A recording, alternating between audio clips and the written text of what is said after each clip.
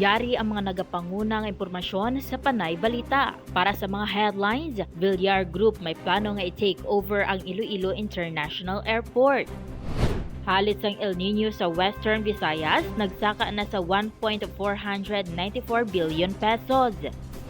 Walo ka mga banwa sa probinsya sang Iloilo nagdeklarar sang State of Calamity bangod sang El Niño.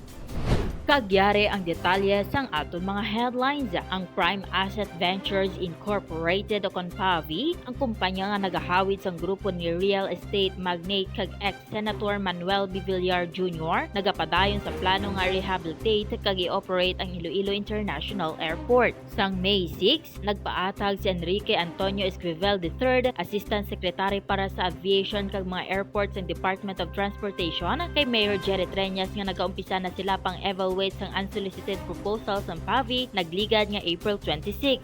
Ang negotiation period gina-expect nga makompleto within 80 calendar days pero pwede ma-extend sa 150 days. Suno kay Esquivel nga ang DOTR, ang Civil Aviation Authority sang Pilipinas o kung CAAP, kag ang Public-Private Partnership o kung PPP Center handa nga matapos ang negosasyon antes matapos ang deadline. Kung naprobahan sang DOTR kag sang CAAP board ang proyekto, ipadala ini sa National Economic and Development Authority para sa pagtan-aw kag pag-approve antes magdanga sa Swiss Challenge. Ang grupo ni Villar nagpasa na sang unsolicited proposal para sa operation, maintenance kag expansion sang Iloilo International Airport sang 2018 pa lang. Apang naudlot ini bangod sang pag-approve sa Republic Act 11966 o kon ang Public-Private Partnership o kon PPP Code sang Pilipinas nga nagatudlo sa mga patakaran kung paano ginahimo sang implementing agency kag sang project proponent ang mga proyekto. Nagumpisa ini sang Disyembre 23, 2023 samtang ang implementing rules and regulation o kon IRR sini nagsugod sang Abril 7, 2024.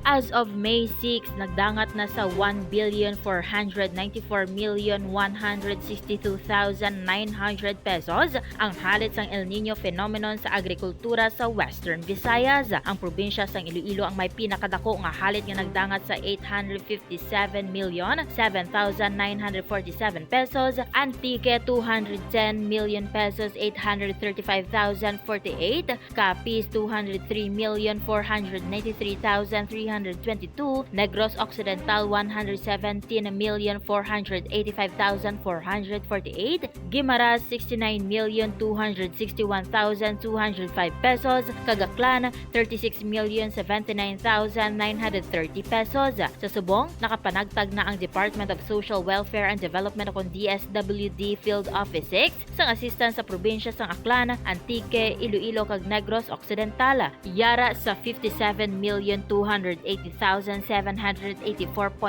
pesos ang balor sang assistance ang napanagtag sang apat ka mga probinsya. Haginbugusan sang Family Food Pack 54,088,084.9 pesos, Financial 730,000 pesos, Food Items 248,200 pesos, kag Food Items 2,241,500 pesos.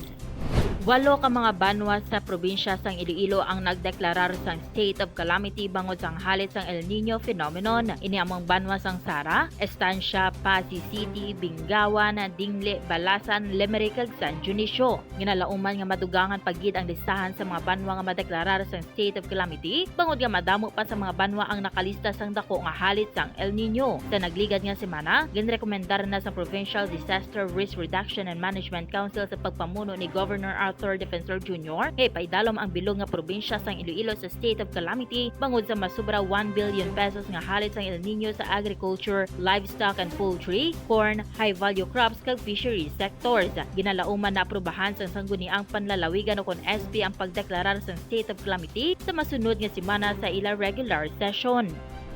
Kagamoyadto ang mga dagko nga balita nga aton natipon. Ini ang inyo ka-PN, Mai Ladiao para sa Panay Balita. For more stories, check our website www.panaynews.net. Follow us on Facebook, Instagram, and Twitter, and subscribe to our YouTube channel.